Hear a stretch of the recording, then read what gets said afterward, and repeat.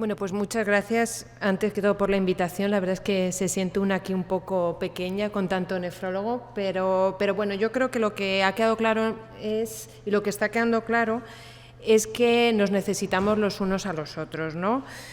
Fundamentalmente porque cada vez tenemos más pacientes, siempre presento a Antonio, pacientes añosos, pacientes con mucha comorbilidad, con insuficiencia cardíaca, con insuficiencia renal, que como sabemos empeoran pronóstico, empeora calidad de vida y nos complican la vida. Necesitamos tratamientos complejos, herramientas complejas e incluso pues mucho del surgimiento de estas unidades es porque cada vez necesitamos más pacientes en los que necesitamos diálisis peritoneal. Pero es que además, como os he ido comentando, cada vez son más los pacientes con insuficiencia cardíaca que presentan insuficiencia renal. Aquí os traigo unos resultados preliminares de un registro que estamos haciendo desde el grupo de trabajo cardiorrenal de la SEC, que es que estamos en unidades de insuficiencia cardíaca viendo la prevalencia de insuficiencia renal en pacientes estables, con insuficiencia cardíaca crónica estables, que os quería recordar que en la literatura oscila en torno al 30 o 50%. Pues en este análisis preliminar de 563 pacientes tenemos una prevalencia de filtrado glomerular menor de 60 en el 62% de los pacientes. Por tanto, que el doctor Portoles se prepare porque le voy a pedir a María para más días para la consulta.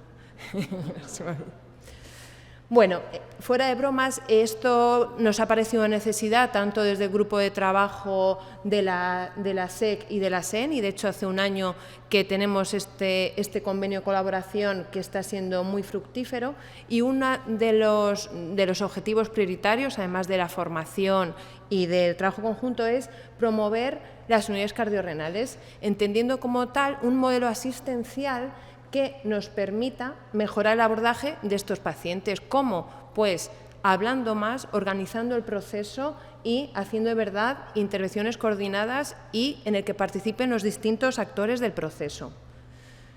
Para ello nos hicimos pues, un plan. En primer lugar, evaluar cómo estaban esta situación, estas unidades cardiorrenales en España. En segundo lugar, elaborar un documento base para la creación de estas unidades. Y en tercer lugar, uno de los objetivos de este 2022 es promover las rotaciones unidades cardiorrenales pues, para aprender los unos de los otros. Entonces, en primer lugar, pues, para evaluar la situación de las unidades cardiorrenales en España, hicimos un estudio observacional descriptivo justo hace un año, vía encuesta, vía telemática, no a cualquier servicio de cardiología, la mandamos a las unidades de insuficiencia cardíaca que estaban acreditadas por la Sociedad Española de Cardiología. Era una encuesta sencilla, englobaba 11 ítems acerca del hospital, acerca del tipo de unidad de insuficiencia cardíaca y también acerca de características de proceso cardiorrenal específico. Decir que el 85% de las unidades contestaron, hay un ánimo de trabajo en equipo y de colaboración muy importante en estos momentos, y resaltar esta diapositiva. Solo 6 de las 59, el 10%, disponían de unidades cardiorrenales.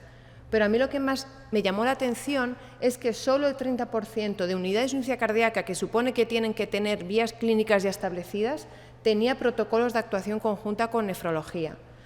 Sí que estábamos un poco mejor en tema de referentes, sí que os llamábamos en el 67% de los casos, y sí que estaba desarrollada la diálisis peritoneal como manejo de la congestión en casi el 90% de los casos. A mí esto me recuerda al trasplante cardíaco, ¿no? Las unidades de insuficiencia cardíaca más comunitarias vinieron a raíz del trasplante cardíaco, y yo creo que las unidades cardiorrenales también viniendo un poco de la diálisis peritoneal. Bueno, concluimos que estos modelos de atención están todavía en desarrollo en nuestro entorno. ¿Y qué hay fuera de España? O sea, ¿qué hay en la literatura? Realmente hay muy poco, fundamentalmente trabajos ingleses, en el que muestran, por ejemplo, esto era una reunión mensual, distintos modelos organizativos pues demostraban un mejor plan, o sea, que tenían plan para un mayor número de pacientes, una mejor optimización terapéutica y además hacían que el paciente viniera al hospital menos veces. Y en este, con un poquito más de pacientes, lo que ya demuestran numéricamente es que el porcentaje de pacientes en los que se optimiza el tratamiento neurohormonal con inhibidores del eje y en los que se mejora el manejo de la anemia, de la ferroterapia, es también mayor. Pues por tanto, con todo esto, ¿qué decidimos las dos sociedades? pues también imitando cómo se habían creado las unidades de insuficiencia cardíaca en España, hacer este documento conjunto que fuera un poco referente, un poco base para los hospitales que quisieran establecer este modelo de atención. Realmente los objetivos, pues fundamental, organizar el proceso mediante actuaciones coordinadas en el que los distintos actores de proceso hagan sus rutas asistenciales de manera que garanticemos continuidad asistencial, equidad existencial, accesibilidad a la asistencia especializada, de modo que hagamos un abordaje integral del paciente cardiorrenal.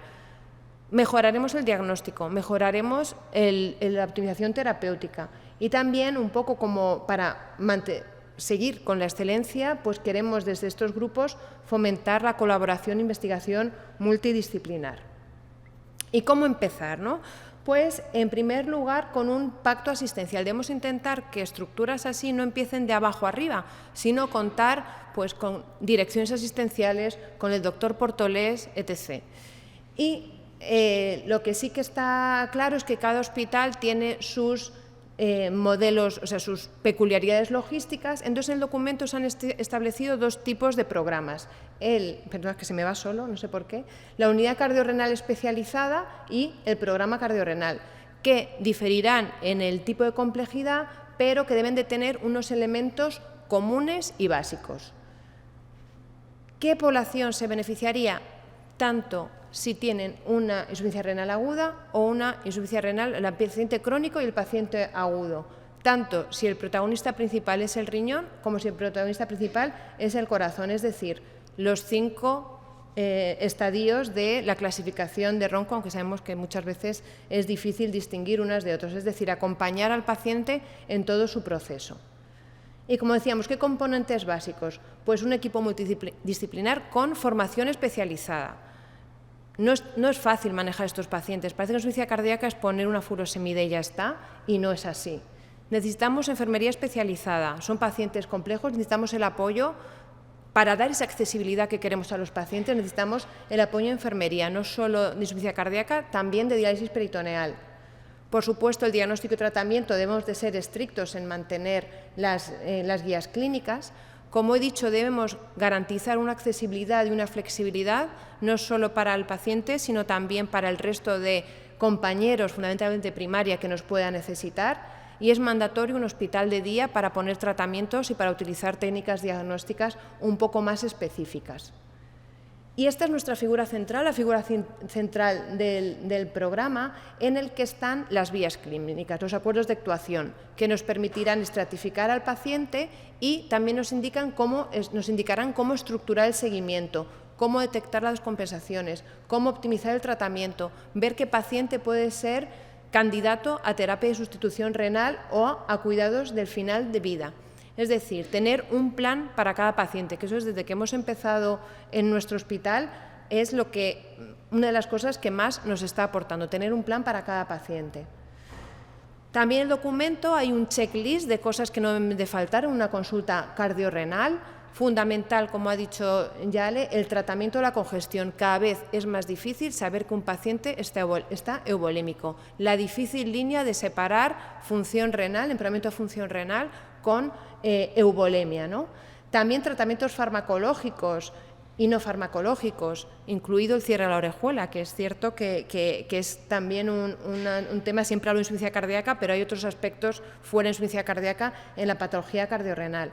Y como hemos dicho, qué paciente puede ser candidato a tratamiento sustitutivo renal y qué paciente puede ser candidato a cuidados paliativos. También se propone cómo estratificar a los pacientes. Los pacientes de alto riesgo, que fundamentalmente son los pacientes que tienen una descompensación aguda, debemos tener la capacidad para verles pronto, en menos de 7-10 días. Eso, sin tener una estructura bien organizada, es casi imposible. ¿Y qué distinguiría una unidad cardiorrenal especializada a un programa cardiorrenal? Pues fundamentalmente que haya una consulta conjunta presencial, cardiólogo, nefrólogo e incluso internista, y que tengamos medios para hacer ese análisis fino de la congestión, disponibilidad de ecocardiógrafo, de bioimpedancia, enfermería especializada, espacio físico y, por supuesto, programa de diálisis peritoneal. Pero también entendemos que a veces es imposible, aunque cuando a mí me preguntan yo creo que tenemos que intentar ir a máximos. Pero si no se puede, el programa cardiorrenal tenemos que tener el elemento básico de un equipo multidisciplinar en el que haya unas vías clínicas, en el que esté estratificado y bien dirigido los flujos de pacientes. Y por último, este documento también recomienda hacer indicadores de resultados. Estamos muy acostumbrados, la asistencia clínica nos come todo el tiempo, pero es cierto que debemos de intentar empezar a medir lo que hacemos, no solo para enseñárselo luego a nuestros gerentes, a nuestros jefes, sino también como plan de mejora. Si no medimos, podemos tener la impresión de que lo estamos haciendo bien y realmente luego no están haciéndolo tan bien. Hay, como veis, unos indicadores de resultados más generales y otros indicadores de resultados más específicos para el paciente con enfermedad renal. Y, por tanto, pues nada, acabar con un mensaje de motivación y decir que con una organización de los recursos, una mejoría de la comunicación, podemos mejorar la atención al paciente cardiorrenal, cada uno con sus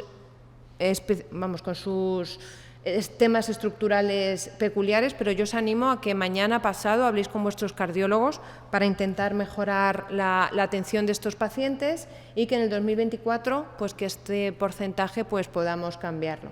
Y nada más, muchas gracias por vuestra atención.